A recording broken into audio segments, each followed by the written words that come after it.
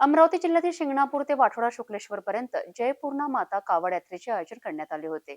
श्रावण मास निमित्ताने शिंगणापूर काळा मारुती देवस्थान येथून पायदळ कावड यात्रा काढून जय भोलेनाथ हर हर महादेव जयघोष करीत गावांमधून शांततेच्या मार्गाने भ्रमण करण्यात आले।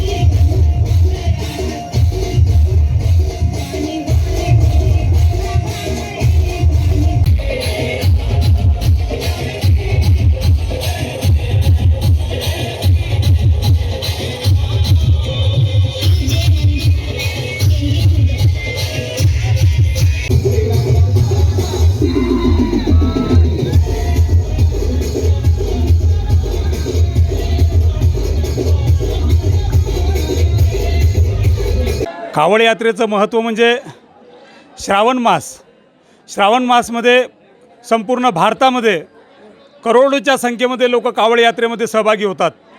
महाराष्ट्रातसुद्धा पुरोगामी काळापासून कावड यात्रा निघत आहे। आपण जर पाहिलं तर इतिहासाच्या पानामध्ये शिवछत्रपती शिवाजी महाराज यांनीसुद्धा महादेवाला साक्षी ठेवून धर्माची स्थापना केली होती। त्यांच्याच मार्गावर पथावर चालता चालता आम्हाला आज इथे एक अनुभूती झाली। 7 दिवसापूर्वी आम्ही सर्व भक्त परिवार एकत्र आलो होतो आणि त्यातून संकल्पना सुचली आमच्या एका मित्राला। त्या मित्राचं नाव म्हणजे आशिष बथेरिया।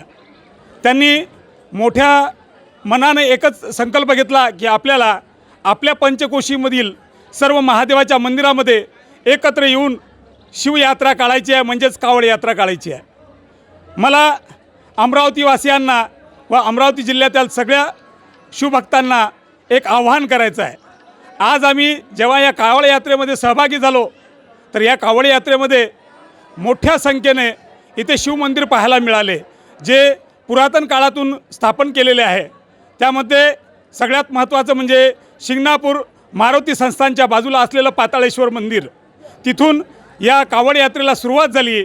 या कावड यात्रेचा जो मार्ग होता त्या मार्गामध्ये तिथून निघाल्यानंतर पूर्ण कावड यात्रा कोटेश्वर मंदिराकडे भ्रमण करण्याकरता निघाली। कोटेश्वर मंदिरामध्ये जेव्हा जलाभिषेक झाला तिथे सगळ्या मोठ्या भाविक भक्तांनी एकत्र येऊन शिवशंकराचं जयघोष केलं आणि तिथून आम्ही पुढच्या प्रवासाला निघालो। पुढचा प्रवास म्हणजे शिवशंकर कालेश्वर महादेव। कालेश्वर महादेव हे पण पुरातन संस्थान आहे, जे कोल्हापूरमध्ये आहे। कोल्हापूरमध्ये कालेश्वर महादेवाच्या मंदिरात जेव्हा आम्ही गेलो तर तिथे एक अनुभूती झाली। जसे उज्जैनमध्ये कालेश्वराची मूर्ती आहे त्याच प्रकारे आपल्या कोल्हापूरमध्ये फार पुरातन काळापासून पूर्वमुखी एक मूर्ती आहे, फार मोठं शिवलिंग आहे। जेव्हा तिथे आम्ही पूजा अर्चना केली तर एक अनुभूती झाली आणि साक्षात्कारसुद्धा झाला की आम्ही जो विचार केला होता की बा 100, 200, 300 लोक या यात्रेमध्ये राहतील, तुम्ही तुमच्या कॅमेरामॅनच्या माध्यमातून पाहू शकता, सिटी न्यूजच्या माध्यमातून पाहू शकता की इथे जवळपास एक 700 ते 800 हजार लोकांपर्यंत जनसागर आलेला शिवभक्तांचा मेळावा इथं निर्माण झालेला आहे। विदर्भ काशी म्हणून ओळखले जाणाऱ्या शुक्लेश्वर मंदिरात महाआरती करण्यात आली।